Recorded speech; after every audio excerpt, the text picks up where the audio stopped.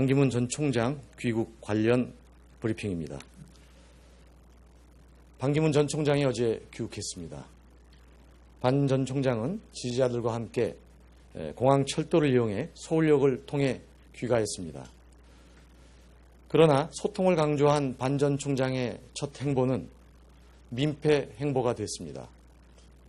서울역은 지지자들로 일대 소동이 벌어졌습니다.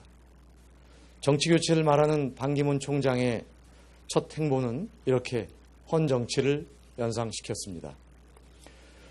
또 반기문 전 총장은 기득권 해체를 주장했지만 그는 새누리당 사람들에 둘러싸여 있었습니다. 반 전 총장이 말하는 기득권 세력이 누구인지 묻지 않을 수 없습니다. 새누리당 사람들, 이명박 대통령의 사람들과 함께 기득권 해체를 말하는 것은 언어 도단이 아닐 수 없습니다. 반기문 전 총장은 정치 교체와 기득권 해체가 도대체 무엇이고 구체적으로 어떻게 하겠다는 것인지 국민들에게 소상히 밝혀야 할 것입니다. 또한 위안부 합의가 이루어지자마자 공식 성명까지 내가면서 역사가 높게 평가할 것이라고 했던 그가 이제 와서 합의가 이루어진 것에 대해 환영한 것일 뿐이라는 해명은 궁색한 변명에 불과합니다. 더욱 이제 와서 완벽한 합의는 위안부 할머니들의 한을 풀어줄 수 있는 수준이 돼야 한다는 것은 병주고 약주고가 아닐 수 없습니다. 두 번째로 과거 정윤회와 십상시 파동에 관한 브리핑입니다. 2014년 연말 대한민국을 뜨겁게 달궜던 정윤회 문건에 담긴 내용이 모두 사실이라는 주장이 나왔습니다. 정윤회의 최측근으로 강남에서 음식점을 한 A씨가 정윤회가 자신의 음식점에서 자주 십상시 모임을 가졌고 비선에서 국정을 지휘하고 이권을 챙겼다고 주장한 것입니다.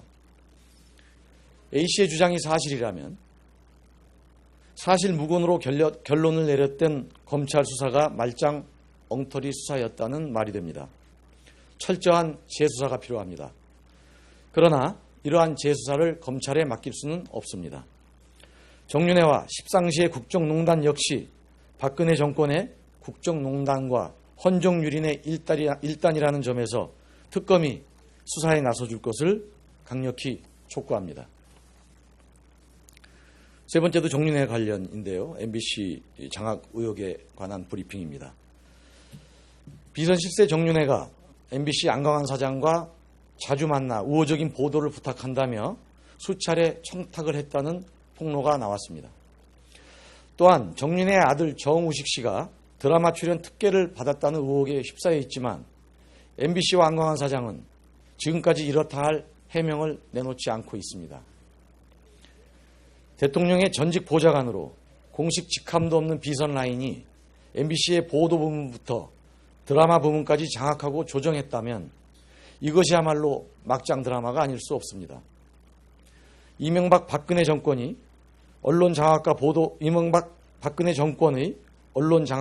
통제는 하루 이틀 일이 아니고 공영방송 KBS와 MBC가 권력과 끈끈한 결탁 관계에 있어 왔다는 것은 우리 국민 모두가 아는 사실입니다.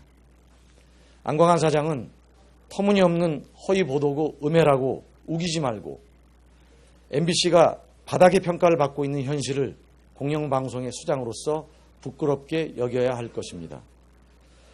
아울러 특검에 박근혜 정부의 언론 통제와 비선 실세의 방송 장악 의혹에 대해서도 적극 수사를 요청합니다. KBS와 MBC를 청와대 홍보실증으로 여기면서 대한민국의 언론의 자유를 무너뜨린 책임자들을 준엄한 법의 심판대에 세워야 할 것입니다.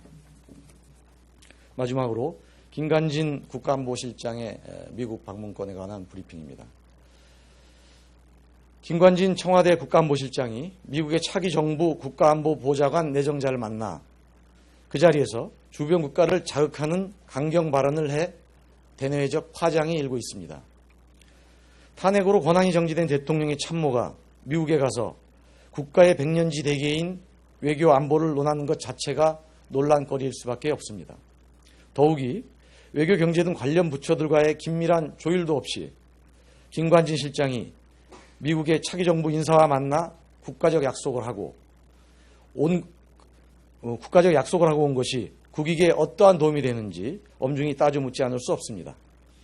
중국 외교부 대변인도 즉각 반발하고 나섰습니다.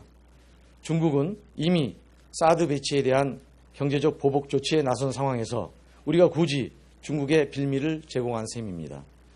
더욱이 가뜩이나 어려운 우리 경제에 큰 부담이 될 수밖에 없습니다. 박근혜 정부와 김관진 실장은 더 이상 나라를 혼란과 위기에 빠뜨리지 말고 부디 자중하길 바랍니다. 특히 사드 배치와 같은 중차대한 외교안보 문제는 차기 정부에 이양해야 마땅하다는 점을 다시 한번 강조합니다.